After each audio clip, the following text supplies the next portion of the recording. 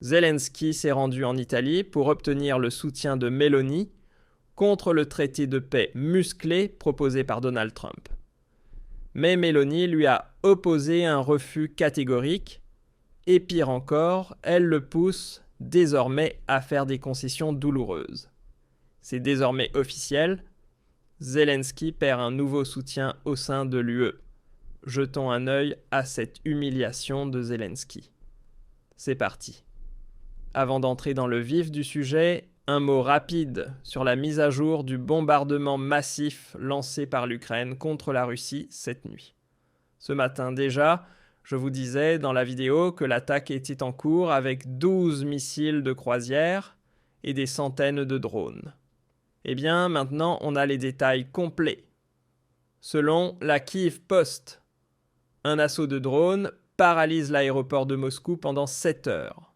Près de 300 drones abattus dans tout le pays.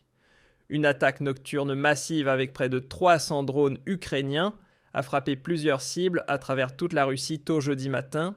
Zelensky s'est rendu en Italie pour obtenir le soutien de Meloni contre le traité de paix musclé proposé par Donald Trump. Mais Meloni lui a opposé un refus catégorique et pire encore, elle le pousse désormais à faire des concessions douloureuses. C'est désormais officiel, Zelensky perd un nouveau soutien au sein de l'UE. Jetons un œil à cette humiliation de Zelensky. C'est parti. Avant d'entrer dans le vif du sujet, un mot rapide sur la mise à jour du bombardement massif lancé par l'Ukraine contre la Russie cette nuit. Ce matin déjà, je vous disais dans la vidéo que l'attaque était en cours avec 12 missiles de croisière et des centaines de drones. Eh bien, maintenant, on a les détails complets. Selon la Kyiv Post, un assaut de drones paralyse l'aéroport de Moscou pendant 7 heures. Près de 300 drones abattus dans tout le pays. Une attaque nocturne massive avec près de 300 drones ukrainiens a frappé plusieurs cibles à travers toute la Russie tôt jeudi matin. Cela a forcé les grands aéroports de Moscou à suspendre leurs vols pendant 7 heures. Des équipes de secours ont été mobilisées pour dégager les débris tombés un peu partout, ont indiqué les autorités russes. L'agence aérienne russe a ordonné la fermeture des 4 aéroports principaux de Moscou, Sheremetyevo, Domodedovo, Vnukovo, et franchement aucune idée, si je le prononce bien, pour tous les arrivées et départs. Résultat, au moins 133 vols annulés, retardés ou détournés, le ciel de la capitale étant temporairement fermé.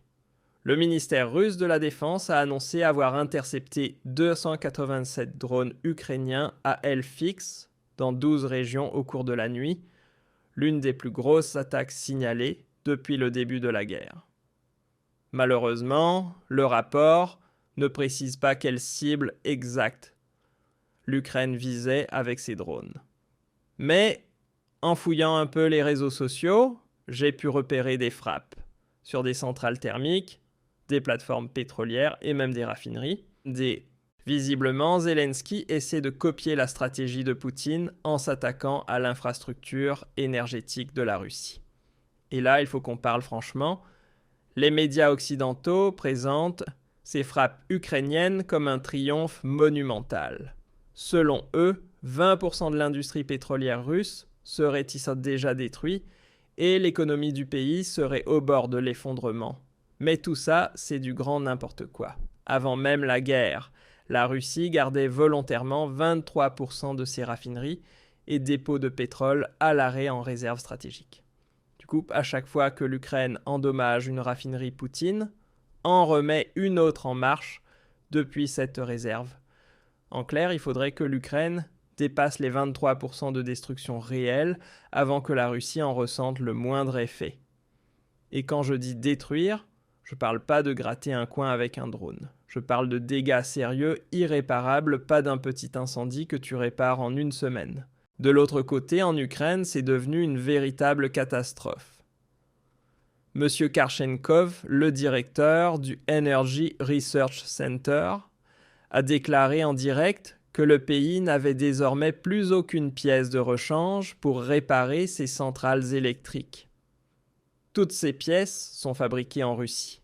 Or, la Russie n'exporte évidemment rien vers l'Ukraine et les dernières réserves ont déjà été complètement épuisées. Regardez ce court extrait. Il ne reste pratiquement plus aucune réserve et je ne vois aucune ressource ni aucune source de financement pour reconstituer ces réserves à grande échelle. Peut-être que quelque chose m'échappe, j'aimerais que ce soit le cas, mais pour l'instant je ne vois aucune ressource, ni chez Ukrenergo, ni chez les compagnies de production, ni chez les distributeurs pour acheter l'équipement dont ils ont déjà besoin et dont ils auront encore besoin dans quelques mois. Ukrenergo, à la rigueur, fonctionne encore un peu et a quelques stocks restants. Mais pour tous les autres, d'après ce que je comprends, la situation est telle que dans très peu de temps, après 2 ou 3 nouvelles attaques, ils regarderont simplement les dégâts sans savoir comment les réparer. Voilà, vous l'avez sous les yeux. Poutine a lancé en novembre une vague massive d'attaques contre les centrales ukrainiennes et celles-ci n'ont été réparées que de manière provisoire à chaque fois. À peine une centrale remise en état, qu'une nouvelle salve de missiles tombait. Mais maintenant les pièces de rechange sont épuisées et les réparations ne sont tout simplement plus possibles. Rideau. Cet hiver sera un cauchemar total pour l'Ukraine. Sans électricité, sans chauffage. Autrement dit, l'Ukraine est à bout de souffle. Et ça, de plus en plus de responsables politiques occidentaux commencent heureusement à le comprendre, ce qui fait basculer l'opinion. Le meilleur exemple, l'Italie. Meloni en a visiblement assez de toute cette agitation guerrière européenne. Plutôt que de rejoindre la clique des va-t-en-guerre, Merz, Macron et Scholz, elle préfère se ranger du côté de l'ex-président Donald Trump et a envoyé un refus cinglant à Zelensky. Regardons ensemble 2 extraits en commençant par le premier. Meloni pousse Zelensky à faire des concessions douloureuses. La première ministre italienne, Giorgia Meloni, estime que Zelensky doit accepter des concessions difficiles pour parvenir à la paix avec la Russie, rapportait mardi le Corriere della Sera. Selon le journal, des responsables ukrainiens et italiens ont tenté en début de semaine à Rome de donner l'image d'une rencontre constructive et empreinte de confiance. Mais en réalité, les 2 camps se sont opposés sur leur vision de la fin du conflit. Et là, c'est exactement ça. L'UE essaie juste de sauver les apparences parce que derrière cette façade bien présentée, tout est en train de s'effondrer. L'Ukraine est clairement en train de perdre cette guerre et l'Union européenne n'y peut rien. Elle ne peut pas la sauver. Ces politiciens de l'UE sont même incapables de sauver leur propre pays. Prenez notre soi-disant chancelier de la vérité, Friedrich Merz. L'Allemagne est en ruine et lui, il ferme les yeux et continue de balancer des milliards à l'Ukraine. En face, vous avez Meloni qui fait vraiment de la politique pour son peuple. Et c'est pour ça qu'elle veut en finir au plus vite avec la guerre en Ukraine. Et ça ne passera que par le plan proposé par les Américains et des concessions amères de la part de Zelensky. Passons maintenant à mon 2e extrait. La discussion impliquant Meloni aurait été franche selon les rapports. Le message général adressé à l'Ukraine était clair.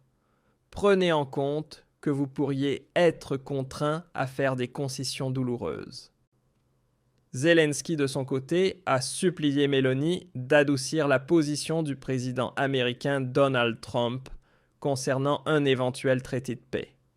Le blocage vient donc du fait que l'Italie soutient l'empressement de Washington à conclure un accord de paix au plus vite